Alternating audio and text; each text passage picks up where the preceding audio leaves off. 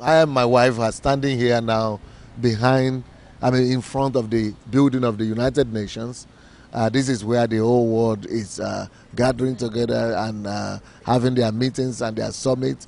The heads of states of every nation will come here next month, and that's when God has given us the opportunity to come and talk in the United Nations and speak to the diplomats here and to the leaders that are coming from different nations. And we have the opportunity to speak twice today. We're going to speak to leaders in the afternoon and then in the evening to the diplomats. We thank God for this opportunity that He's given unto us. He has taken us beyond our imagination. He has taken us beyond the borders of the Ukraine. This year as well, 4 months ago, like I said, I was speaking in the United States Senate as the first African man to have the opportunity to do that. And we thank God that we are carrying the name and the authority of the Lord Jesus Christ to as many doors as God will open. UN, an international organization which unites today 192 countries of the world. Once a year, leaders of these countries come together for a General Assembly, which is the main discussion and representative body of the organization. An invitation was received from employees and representatives of the United Nations. Representatives of all missions and countries involved in the UN were invited. Leaders of various city organizations were invited to this meeting as well. This meeting took place in the main hall of UN, a conference room where every country is represented. 500 representative organizations were present as well as leaders from over 30 world countries. Sunday Adulaja was the first pastor ever to speak at the main hall of the UN.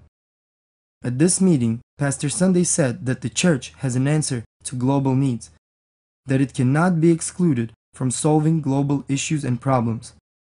This meeting was a historical moment as well. God gave the word to Pastor Sunday for this meeting, Psalm 24:7. Lift up your hands, O you gates, be lifted up, you ancient doors, that the King of glory may come in. At the beginning of the meeting, Pastor Sunday, having apologized before the non-Christian representatives, asked everyone to make 2 prayers. Holding their country nameplates, representatives prayed to God to inherit these countries. The next prayer was for the gates to be lifted up, all obstacles be removed, so the King of glory may come in. This was a prophetic moment at this meeting. Just as God helped enter the UN without hindrance, so He wants to enter every country.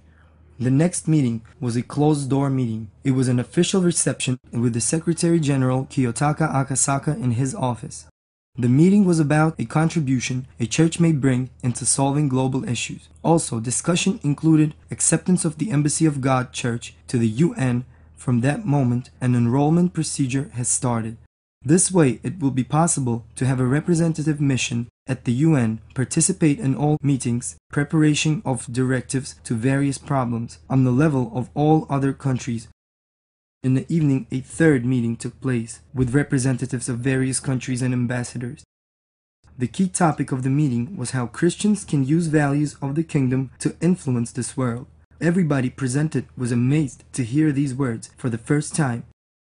They were also convinced country leaders have to hear this message. One country representative suggested to invite Pastor Sunday to speak at a General Assembly of the UN where country presidents meet. This suggestion was asked to be included in the agenda. The visit to the UN had a historical and a prophetic meaning. Currently, the process of registration and entry of the Embassy of God Church into UN is underway, and it is already obvious that the church must play an active role in solving problems of mankind.